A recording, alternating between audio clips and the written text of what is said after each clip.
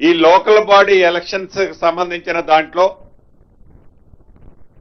అనేక మంది వివిధ సెక్టార్ల నుంచి అనేక అభ్యర్థనలలో అనేక మంది మంత్రులకి, గౌరవ ముఖ్యమంత్రి గారికి, ఉప ముఖ్యమంత్రి గారికి, అదే రకంగా పంచాయతీరాజ్ శాఖ మంత్రి గారికి, మా సహచర మంత్రులందరికీ కూడా ఏవైతే గత ప్రభుత్వంలో ఇద్దరు పిల్లల నిబంధన ఉండేది, ఇద్దరు పిల్లల కంటే ఎక్కువగా ఉంటే లోకల్ బాడీలో అది ఎంపీటీసీ గాని, జెడ్పీటీసీ గాని, వార్డు మెంబర్ గాని, సర్పంచ్ గాని నిలబడే అర్హత ఉండేది కాదు ఆనాటి ప్రభుత్వం చేసిన చట్టం వల్ల.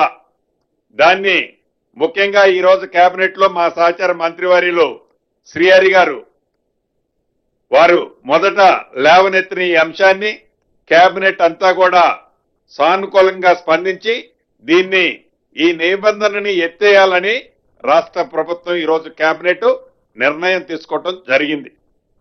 అదే రకంగా ఈ ప్రజా ప్రభుత్వంలో ప్రభుత్వానికి కావాల్సిన అనేక సెక్టార్లకు కావాల్సిన ల్యాండ్స్ ను కూడా రాష్ట్ర ప్రభుత్వం వాటి అలొకేషన్ చేయడం జరిగింది. ఉదాహరణకి భద్రాద్రి కొత్తగూడెం జిల్లాలోని ఏనుకూరు మార్కెట్ కమిటీలో జూలూరుపాడు ఆ సెక్టార్ లో ప్రాంతంలో ఉండే జూలూరుపాడులో ఉదాహరణకు ఒక 10 ఎకరాలు అక్కడ అలొకేషన్ చేయడం జరిగింది. ఇట్లా ఒక 7-8 సెక్టార్లకు మీకు ఆ డీటెయిల్స్ అన్ని మా వాళ్ళు ఇస్తారు. 7-8 సెక్టార్ కి ల్యాండ్ కూడా అలొకేషన్ చేయడం జరిగింది. దీంతో పాటు ప్రముఖ ఏదైతే నల్సర్ విశ్వవిద్యాలయం, లా విశ్వవిద్యాలయం ఏదైతే ఇక్కడ మన దగ్గర ఉందో అక్కడ ఒక 7 ఎకరాల స్థలాన్ని గతంలో ఇచ్చిన దానికి అదనంగా ఒక 7 ఎకరాల స్థలాన్ని కూడా ఈ రోజు ఈ కేబినెట్ లో వారికి ఆ యూనివర్సిటీకి ఇవ్వటానికి అంగీకరించడం జరిగింది. దీనితో పాటుగా గతంలో స్థానికులకు 25% సీట్లు ఇచ్చే కార్యక్రమం దాంట్లో ఒప్పందం ఉంది.